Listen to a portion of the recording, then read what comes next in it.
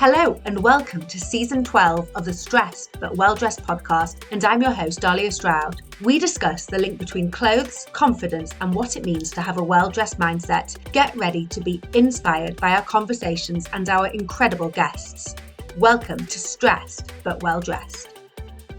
Hi, I'm Dahlia and you're listening to Stressed But Well Dressed, and today we are filming in the Distorted studio in Leeds. I am joined by Distorted's head of podcast growth, Becky Pritchard, and we're going to be talking about an amazing topic. So we have both had challenging experiences in terms of parenting and parenting during medical situations. So today we're really going to be thinking about how clothes can be part of a toolkit that keep you sane, help your stress levels in times that are really high stress environments. Becky. Hello, thank you for having me. Well, I'm so excited. Thank you for having me in Distorted. It is amazing to be here in studio. So I always start with a bit of an icebreaker, and I'm going to ask you your most memorable fashion moment. Oh my goodness, there's so many. Do you know, the most memorable I actually think is when I was sort of coming into clothes and fashion, and we used to like flick through the magazines, and I was obsessed with finding red carpet looks. Don't know really why, because I think I was about 16. I think I was probably prepping for a ball, and I would look at all of the, I think it was the Spice Girls, Sugar Babes, you know, all the girls that were around that time, and check out what they were wearing and then really start to put looks together. And that was a really memorable, probably time in fashion rather than one look. And then I quite like experimenting with clothes. And I think what stands out to me is some really bad looks that I've had where like there's pictures and I'm like, I look back and I'm like, oh, you look like you're in fancy dress. But actually I had a lot of fun with it, so it's fine. Yeah, I think those 90s moments and magazines were iconic, and there were so many amazing girl bands at that time. So obviously there were Spice Girls, there was things like Atomic Kitten, Sugar Babes, you're right. And that type of, like, I guess, embracing those styles and being a bit bolder and experimenting during your teenage years as well is just what you want to do. Yes, I think that, yeah, definitely that period was very experimental. So we're here at Distorted. We'll obviously talk about the subject in hand, but just a bit of a shout out to the studio and what do you do as head of podcast growth? Yeah, so I work with, I call it everything but the audio. So I'll work with clients on everything from the strategy of why they want to do a podcast and how to execute it, creative ideas, and then marketing it and getting that podcast out there once it's done. So I'm brought in for kind of quite literally everything but the recording and the editing. And today you are in the hot seat. I know, yeah, it's quite nerve-wracking. So I've alluded to the fact that this is about how you can use clothes almost, I'm thinking, for self-preservation in a way in those stressful situations. Do you want to give me a bit of a background of why you've joined me to talk about it? Yeah, so my son has a rare autoimmune disease. We're our third year now into the journey, for want of a better word.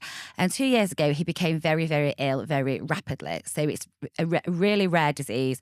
3 in a million children get it. And it attacked his muscles very aggressively. So we spent the best part of a year in hospital. We spent 7 months just trying to figure out what was wrong with him. So we had lots of lots of testing. So we had genetic testing, MRIs, multiple scans and bloods. He was a real mystery. So we were basically in and out of hospital like multiple times a week. He couldn't walk, you see. It attacked his muscles and left him from just growing as should be to being completely a bit like a newborn, really attacked all his muscles. So he couldn't move, he couldn't walk, he was in a wheelchair. He was only 3. So it was obviously really scary. And then 7 months of sort of him getting worse and us desperately finding out what was wrong. We then got a diagnosis, and then we went to Great Ormond Street where we lived for 6 months, getting him treatment and intense specialist care. And then he's now walking around, moving. It's a lifelong condition, but it is manageable. He has been left with a disability, and whether that will ever fully sort of recover, because essentially the damage that the disease did to his muscles, we're rebuilding. So he is slowly getting stronger and stronger, but whether he will always have a disability or whether he will ever get to 100% strength is to be seen. Then we have to manage the actual disease with lots of serious medication and treatments. So it's very full on. And as we spoke about, clothes actually became a very weird and wonderful anchor for me during that time.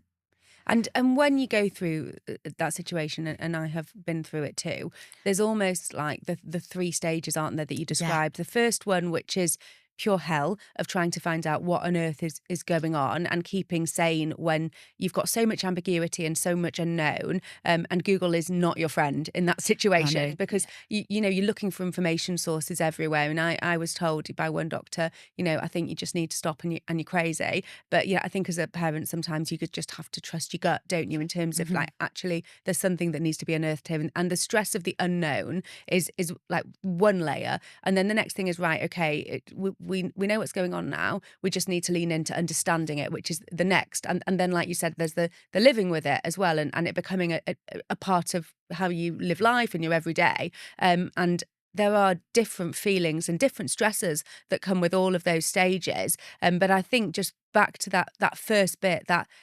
unknown, you know, 7 months is a long time, isn't it? It's a lifetime in some ways, isn't it? Yeah, absolutely. And especially when you're thinking he was only 3, so that's, you know, a year into the hospital journey. That's a lot of his life as well. But at first there is it's a grief really. There's a shock, and you know, there was a period where things looked like they might not ever get better for Freddie. It looked like it was going in a very bad direction.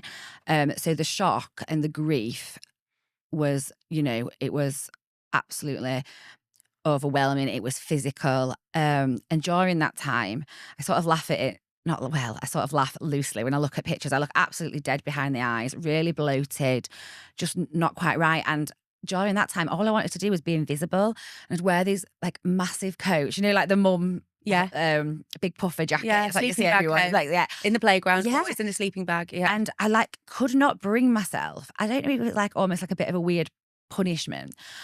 I just couldn't care about clothes. It was weird. I couldn't care about clothes. The thought of making an effort felt like it was a step too far. It felt too much. It was just a really strange time. I just wanted to hide, and I was in these big hoodies, leggings, and it was a real look. It was a real hospital look. Yeah. You like, it's hospital like, mum. Yeah, hospital mum look is a thing. It's like when you have your child and then you go to the school and there's jokes about the school mum look and the school mum uniform, and then the hospital mum uniform is another level. It really is. And so when we went to Great Ormond Street, we went down and we had no idea how long we'd be there.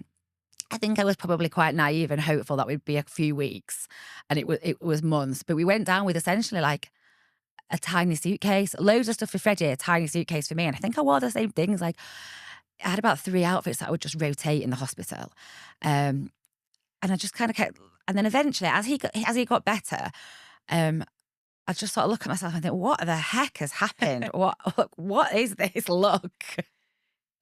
So yeah, things started getting a bit brighter, quite literally as well, because we went down in winter and it was very grey, very rainy, very cold. We were just like kind of felt really stuck in. And as the weather got better and he got better, it quite literally was brighter, and we might go to the park or we'd start to do things on a weekend as a family and just start to be happier. And that's when the clothes journey got more interesting as well. So what happened? So just to go back a bit then, so were you living in Leeds at the time and then suddenly you were completely uprooted? Yeah. And, you know, you just have to park your normal life and focus on that moment in time? Exactly that, yeah. So we found out what the diagnosis was, and then we were told that there was specialist care at Great Ormond Street, and we just needed to get down. They were like, Freddie, at the minute, he can't walk, he's in a wheelchair, he needs this specialist care to really help build the muscles up and get him back on his feet, essentially. So we just did what you would really. We just went down straight away. We got put up in family accommodation, which was life-saving. It came with its own challenges as well, but we were really grateful for that. And we just moved down there, yeah. And it was so we ended up being there for 6 months, but we never knew when we were coming back. So as I say, at first, and he made such quick progression in the first few weeks, we were like, oh, we're probably going to be like home in 2 months. And then it slows down. And then we sort of began to realise that this could be a really long long 6 months, like it was looking towards more like 6 months, Yeah. basically. We sort of used him starting school as a marker, which took us to 6 months. So then we sort of settled into that that idea. And you said that suddenly things were getting better, which was obviously amazing. Like the weather was getting better, you were feeling better, and you then started to use clothes as you felt happier. So what happened was I'd been wearing this same outfit on repeat for felt like months.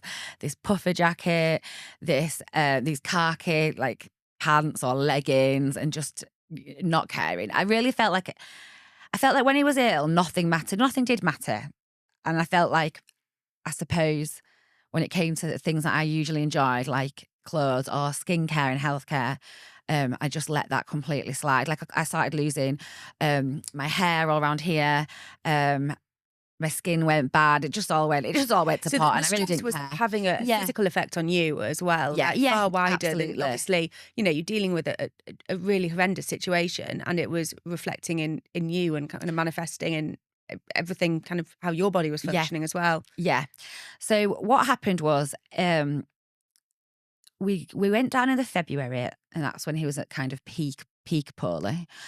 And at first it felt like, great, we're here, great. Obviously, we got a diagnosis. The diagnosis was a good result at that point, because it was something that could be managed and potentially even reversed, rather than the other illnesses that were on the table were just regressive, basically, and untreatable. So we felt like we got given a lifeline. So we felt very optimistic when we went down there.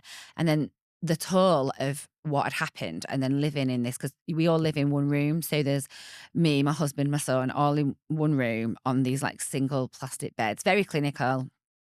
I think after about a month, it kind of all just like hit me, and it was quite challenging, just like what has happened? What's going on?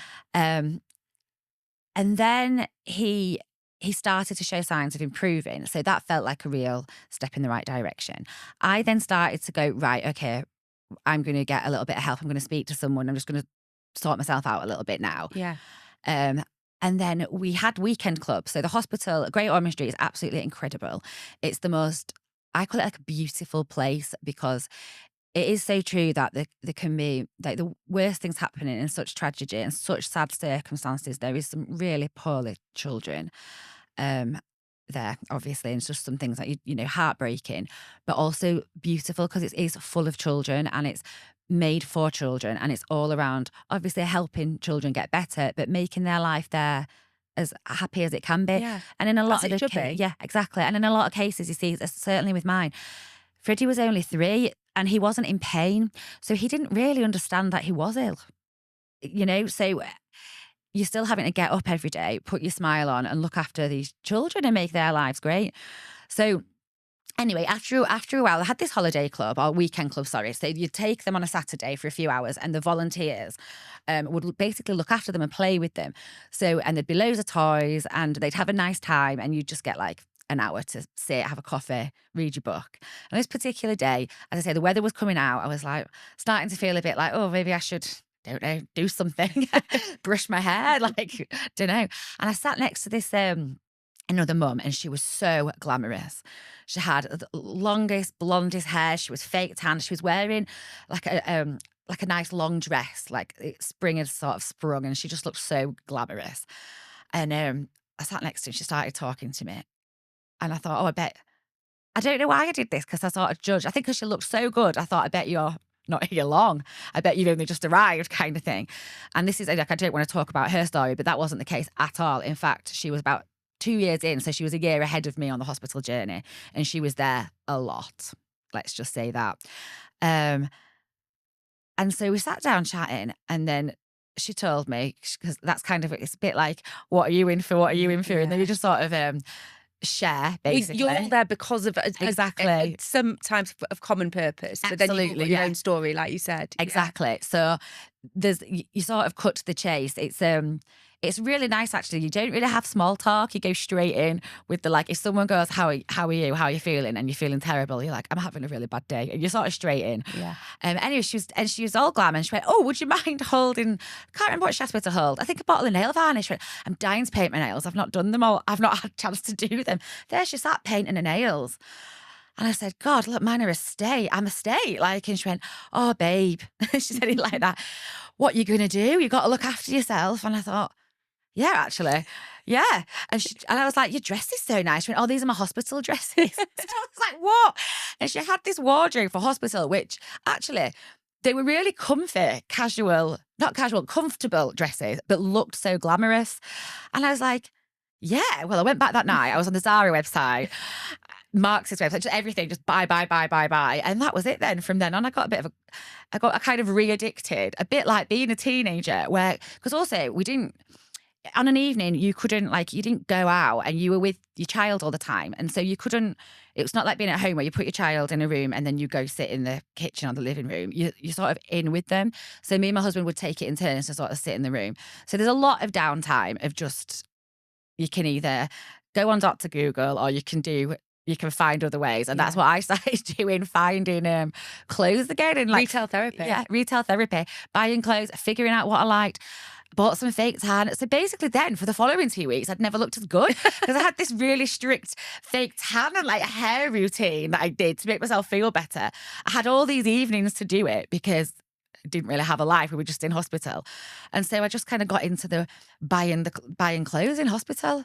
And that's become a thing now when I go down to Great Ormond Street, because we go quite a lot. I'll be going down again in a few weeks. I think, oh, what am I going to wear? What am I going to take?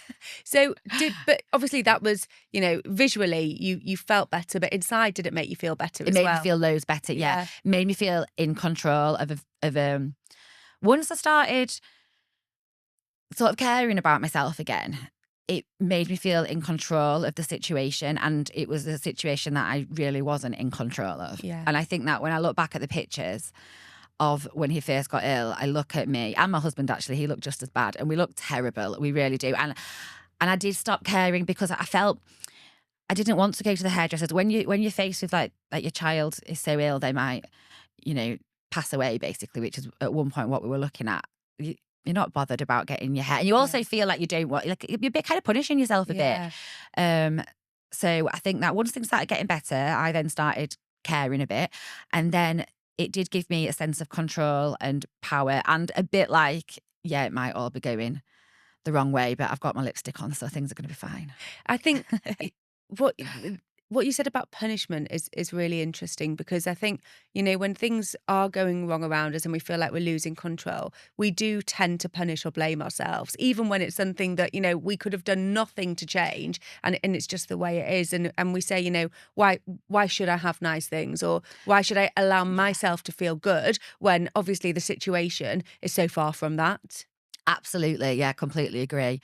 And I think, and it just kind of projected into everything I was wearing, how I looked, how I held myself. And then the minute I started to, go shopping or get something nice, things just lifted. I just felt better. And there was one day, oh God, when Freddie first went into hospital, we'd packed the pram and we'd packed the pushchair and we put it all in the loft, like you do, maybe we'll see it in a few years for number 2 or whatever, and it goes away. And about 3 weeks later, we were in the hospital and they were like, have you got not a wheelchair, have you got a pushchair to put him in? Because he was so little, he didn't need to get a wheelchair. And also he wouldn't have been able to hold his neck up.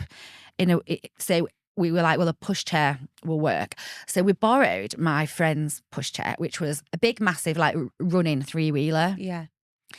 And because we thought, well, that'll do. And we were out of the hospital. It was week 3. And we went shopping. I don't know. I had just something to do, pushing this pushchair around. But it didn't quite fit. His body didn't quite fit it. So he looked really ill. We looked at each other and we looked absolute states. And we just looked like, what the heck? And we went into, I said, he deserves more than this. When he was born, we bought Moses baskets, which they're in for 6 weeks. Yeah. You buy all the ridiculous things and half of it doesn't get used. Yeah. And I said, and he might be in this for a month. That's amazing. I'll happily pay the money, you know, or he might not. Let's go buy him a brand new one. Like, our little baby deserves so much more than like this ill pushchair that was all like a bit scruffy because it had been well used in the right way. But like, we were like, right, no, we need to kind of get him what he deserves. Yeah, you know, like, yeah. And I think there was part of us that were like, well, we don't need to because he's going to get better. But it was interesting because we just sort of caught our reflections, the three of us, and we're like, what are we doing? What are we doing? Can I ask you, you said obviously, you know, stress showed up in ways for you as well, in terms of hair, in terms of your skin. Yeah. When you decided to invest in self-care in terms of, like, you know, looking after yourself and giving yourself the permission to feel good, did some of those symptoms reverse? Yes, yeah. And interestingly, I'd met another mum. So the mums you meet in hospital are just life-changing. Yeah, like no other. Yeah, and I call them tiger mums because there's also a sense as well that when you know, a parent is going through something, their child's so ill, they're vulnerable, and they are vulnerable, and you want to look after your friend, and you know, and you look a bit broken, or certainly in the beginning. But then as things go on, like those mums, they're so strong and fierce, and resilient because they've had to deal with so much, and they've still got to get up and put a smile on their face for their child. So they are vulnerable and a little bit broken, but they're also absolute towers of strength. And the other thing that some mums have to do is keep things normal for other children in the house as well. Yeah, like in that situation. Yes. So we only have the one, but most parents we met had more than one child, and that is a common challenge, I suppose, to make sure that the balance is right for the other children. And yes, I made a friend with another mum, and she was experiencing similar, actually. Again, it's her story, so I won't too much detail, but we were both basically, I remember we spent the whole afternoon like swapping our stories and then going on a deep dive and buying collagen, buying treatments, buying this, you know, all the stuff. So yeah, I got, I just went really basic. For a start, the pillows in the hospital, and this isn't complaining, but they're not cotton. So that was kind of pulling my hair as well. Obviously, why would it? But you're not going to get. Yeah. So I kind of thought, right, well, I'll get a pillow. I don't know why I'd been in there for 4 months. Why I'd not brought my own bedding, I don't know. But I think that I kept thinking we're going to be going. So I thought, right, well, I got him nice bedding, Freddie. We got him all everything and just kind of left ourselves. Yeah. So I thought, right, let's get some nice bedding. Let's get the nice shampoo. And then I did the treatment for every day for like a year, and it started growing back. I got it cut off, short, stopped getting highlight, you know, just kind of started to look after myself. And it did. And I had a meeting with a skin specialist, and I was starting to put all sorts. So she's like, actually, you don't know this, but the hospital lights are really quite damaging. You know, like that harsh UV light. She's like, don't be actually strip back what you're putting on. Don't be putting all that stuff on, and just put really good moisturiser and do this, that. So yeah, I started talking to people, getting advice, doing things, felt better. Yeah. And I can completely understand it. And I think, you know, what you said about you sorted the bedding out for your son, but actually not for yourself. It's like you just forget all of those aspects of actually, why am I living like this? Like, it doesn't have to be this way, but you just create the standard for yourself for so long. And if you choose to raise your standards and raise the bar, actually it can make you feel just so much better. So much better and nicer. And that's, like I say, that's when things started. Quite literally, he was starting to get better. The weather was brighter. I was brighter. And again, like, I was like, why have we not bought ourselves some bedding while we're down here? Like, why are we living? Well, let's just buy some bedding. We're here for a while. Let's buy a few nice things to make it, you know, more homely, because this is where we are. And let's do nice things. And we all went one Saturday family shopping for new trainers. It was actually ridiculous. We went down, because again, when I went down, I literally went down with one pair of trainers, and they were so scruffy. And we were down there for a while. I said, let's go shopping. Freddie needed his feet measured, and then we all bought new trainers. We must have come out looking so ridiculous, like a family outing. Bright white trainers. White trainers. And like, I think I literally was like, we went for lunch and I was like, I'm going to put them on here. And I was like, you know, like when you're a kid and you can't wait to get your new shoes on. Absolutely. That's how it should be with new things. You should feel like that. It was actually like starting from the beginning. Yeah. It was bizarre. And also because we didn't have all our things with us. I remember a friend. So as things got better, we were allowed out. It wasn't prison. So you could go out for dinner, like on a night or meet a friend. obviously respectfully, you couldn't come back in at whatever time you wanted and whatnot.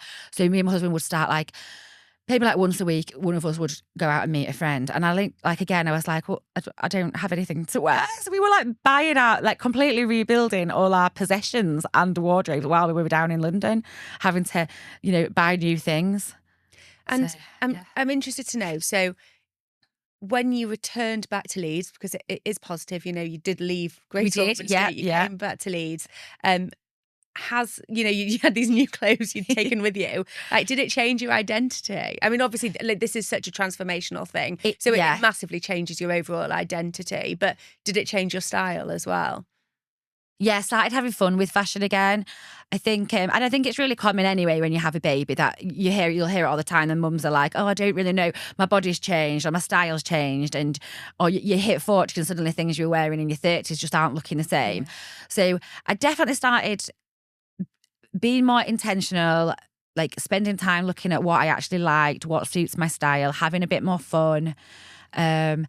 And then there's a load of stuff I just got rid of, like that black jacket that I just lived in. I'm like, it's going, it's gone. Yeah. And what I'm thinking about hearing you, and when you're in any kind of difficult situation that is out of your control, you can feel very much trapped in the moment, can't you? We've all experienced it in lockdown. You wanted time to pass, but however much time passed, it felt like Groundhog Day. And hospital is Groundhog Day. Like, time stands still in hospital. Oh God, it really does. It really does. And I think when you're putting on the same thing every day, in a way, you're almost compounding that, because you're not changing anything. You are almost part of the time standing still. I'm here again in the same thing every day. And I wonder if that, like, changing, buying new things, putting on something different is just a little bit of an internal kind of symbol of progress. I think so. That's exactly how it felt to me.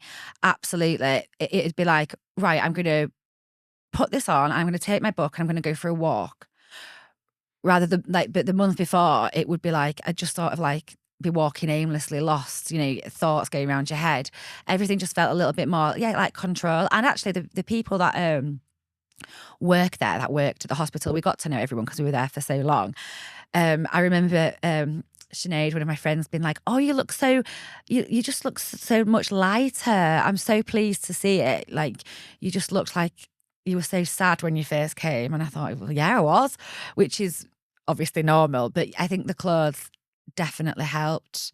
And, shopping. So we would, I'd go down Oxford Street and just go into Zara and spend some time. That'd be my hour, because we'd give each other, an hour here or an hour there. And I don't think I'd done that kind of shopping for so long, because it's all online and you're rushing and you're busy, and just having a little mooch around a shop, touching the clothes, like having a look, trying stuff on. I really enjoyed it. I think it's reminding yourself that real life exists outside of the hospital walls. And part of it is that not just real life exists, but you have a right to be in that world as well. Yeah, I completely agree. And I think, for anyone, I think if you're listening to this podcast, you're probably you probably like clothes, like we all like clothes. And I think it's actually being able to go, because what seems like so frivolous at times like that, actually, if they're bringing you some joy and some happiness, that's good for everyone's going to benefit from that. Yeah. If I'm a bit happier, if my morning started a bit better because I feel nice in something, then that's only going to impact Freddie's morning. It's going to, just the self-care of getting dressed and being a bit intentional and putting your skin cream on and, doing your hair, you just feel a little bit better. Yeah, and it keeps coming back to that control. But I think, if you do feel good in yourself, like you said, that then impacts the people around you. It's contagious in a way, isn't it? There's progress, things will get better, things will change. And if the only thing I can control right now is how I feel in my outfit, then I am going to go for it and control that. Yeah, exactly. And you've got to bring, and again, it's back to when I say that I started having fun with fashion again. I did, and we were living in a hospital. You've got to find the fun where you can, and that would be what would bring me a bit of joy or a bit of fun, getting a bit dressed up or wearing something, or even like some like cool like jogging bottoms, which I'm probably far too old for, but like, I'm going to wear these. These are cool. Just having fun with it. It just brought a bit of lightness. Definitely. Yeah. I think, for me, listening to this, reflecting on our conversation, the message is just what you said. It's finding fun where you can. So, control what you can in difficult, stressful situations. We all face them in our lives at difficult times. I'm sure a lot of listeners will be thinking about their own difficult situations, whether they're similar or very different, where they have felt out of control and felt stressed. And finding those ways to take back control through self-care, through clothing, can be life-changing. Is there any final thought from you, Becky? Yeah, do you know, actually, since all that, it's have fun with it and find what you like. And I think that's it. It's not like you have to wear this outfit at this age or this is appropriate. It's just finding what you like. And actually, if you want to wear a hoodie and joggers and that's what you feel comfortable and that makes you happy, then wear that too. But it's about like kind of just investing in yourself a little bit and going, this is going to make me smile today. This is what I want to wear, or this is what I want to put on my face, and just allowing yourself those like small luxuries, really. Yeah. Frivolous as people may say or whatever, but just allowing yourself to have a bit of fun. But if it's going to make you feel so much better, actually, I challenge, is it frivolous at all? I completely agree, yeah. If it's going to make the day better, then just do it. Go for it. Yeah. Before we finish, just a massive shout out to the amazing Great Ormond Street Hospital. So I know that, you've had what is a very powerful experience there. You've said the staff are unbelievable. So just a huge shout out to them. And also to Leeds General Infirmary, to the Leeds Children's Hospital, which is just, we are both so fortunate to have that incredible resource in the city. And we're going to put the links to both hospitals if you want to donate to either of those hospitals in the show notes if you've been moved by this story. Becky, I always finish by asking if you're stressed or well dressed. Well, I think I'm well dressed today, but I mean, that's open for debate, but I did make an effort and I'm not stressed today. Thank you so much for coming on the show and sharing your story. It's been an amazing conversation. Thank you. I hope this got you thinking about what well dressed means for you. If you enjoyed the show, jump onto the platform and give us a review. Thanks for listening to Stressed But Well Dressed. I'm your host, Dahlia Stroud. Have a great day. Oh, and I forgot to mention, I love your outfit.